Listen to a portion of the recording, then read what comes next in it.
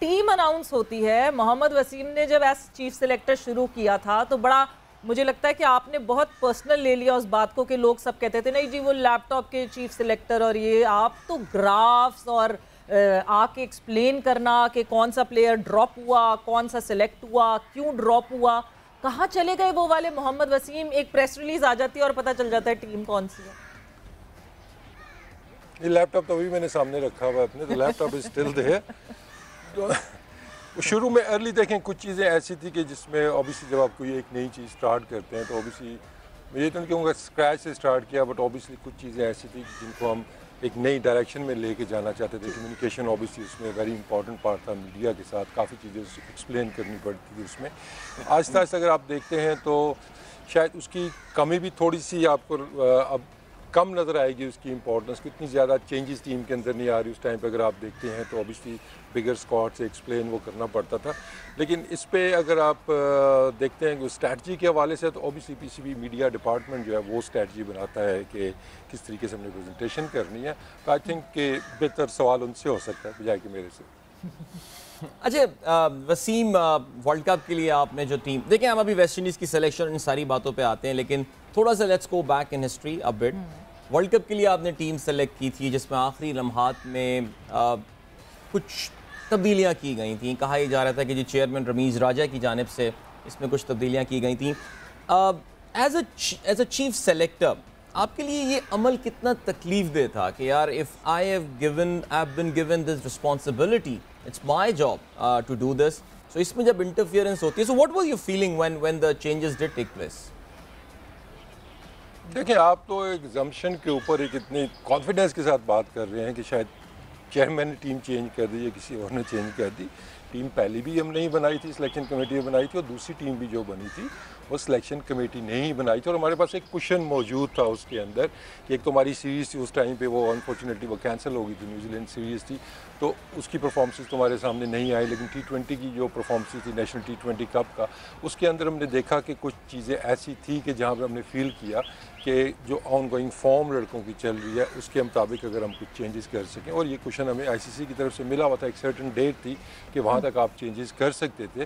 तो वो हमने जो टीम के लिए मुनासिब समझा उस टाइम पे हमने वो किया, और those changes they actually paid of. अगर आप बाकी मुल्कों को देखते हैं कि जिनकी परफॉर्मेंस अच्छी नहीं रही है, तो उन पर यह क्वेश्चन रेज हुआ था कि why couldn't they adopt the same strategy which Pakistan did. अच्छा, वेस्ट इंडीज़ के ख़िलाफ़ भी अभी जब स्क्वाड सामने आया, बट वेस्ट इंडीज़ के स्क्वाड पे जाने से पहले वसीम 60 जो लड़के अलग अलग कंडीशनिंग कैंप में जो है वो 60 लड़कों को बुलाया गया। बहुत से नाम ऐसे हैं उसमें जो जिसकी बात हो रही है कि वो क्यों नहीं हैं लड़के। क्या उनके ऊपर एक स्ट्रेट फॉरवर्ड डिसीजन ले लिया गया है? कुछ नाम, चंद नाम जो मैं आपके सामने रखती हूँ, आप अगर वो बता सकें, हमें वो क्लैरिटी दे सकें, क्या उन लड़कों को वो क्लैरिटी मिली हुई है? Ahmed Shahzad, is he out of the plans? Umar Akmal, is he out of the plans? Because वो उन 60 प्रोबेबल लड़कों में नहीं दिखते।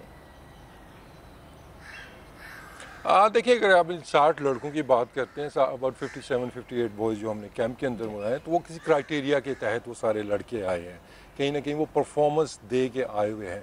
तो ऑब्वियसली अगर आप जिन लड़कों की आप बात कर रही हैं तो उनकी परफॉर्मेंस फिर आप देख लेंगे, परफॉर्मेंस वाइज इस कैंप के अंदर वो नहीं आते हैं। लेकिन रूल आउट, मैं हमेशा यही कहता हूँ कि मैं किसी प्लेयर को रूल आउट नहीं करता हूँ। अगर किसी को रूल आउट करूँगा तो डायरेक्ट कम्युनिकेशन उसके साथ करके उसको ये कन्वे की जाएगी चीज़।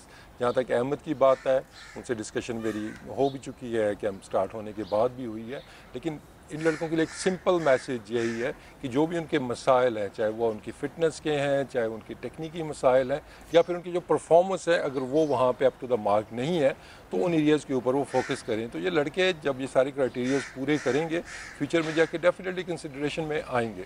वसीम, रुहेल नज़ीर एक और ऐसा नाम जो कि 60 लड़कों में नहीं था, वो दैट वाज अ शॉकर, क्योंकि मुझे तो ऐसा लगा था, इनफैक्ट बहुत सारे लोगों को ऐसा लगा था कि मोहम्मद रिजवान के बाद अगर हम अगले किसी कीपर पे नज़र रख रहे हैं, किसी को देख रहे हैं, सो इट वाज रुहेल नज़ीर।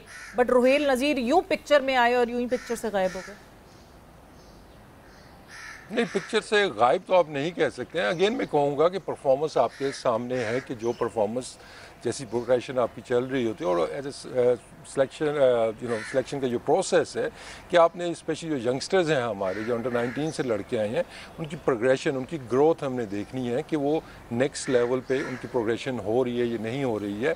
तो वो चीज़ें सारी कीपिंग इन माइंड, तो जो लड़के हमने सेलेक्ट किए हैं ऑब्वियसली उनकी प्रोग्रेशन के ऊपर हमारी नज़र थी, और जिन लड़कों ने मिस आउट किया है उनकी परफॉर्मेंस भी आपके सामने होगी, उनका ग्रोथ रेट भी आपको नज़र आएगा कि they are not up to the mark. जो एक्सपेक्टेशंस भी थी, जो हम उम्मीद भी कर रहे थे, तो कहीं ना कहीं पे वो मिसिंग आपको एक लिंक नज़र आएगा जिसकी वजह से वो नज़र नहीं आए हैं। लेकिन अगेन यंग बॉयज़ हैं जितने भी हैं, उनके लिए डोमेस्टिक क्रिकेट खुली पड़ी है, जब भी वो परफॉर्म करेंगे obviously they will be considered again.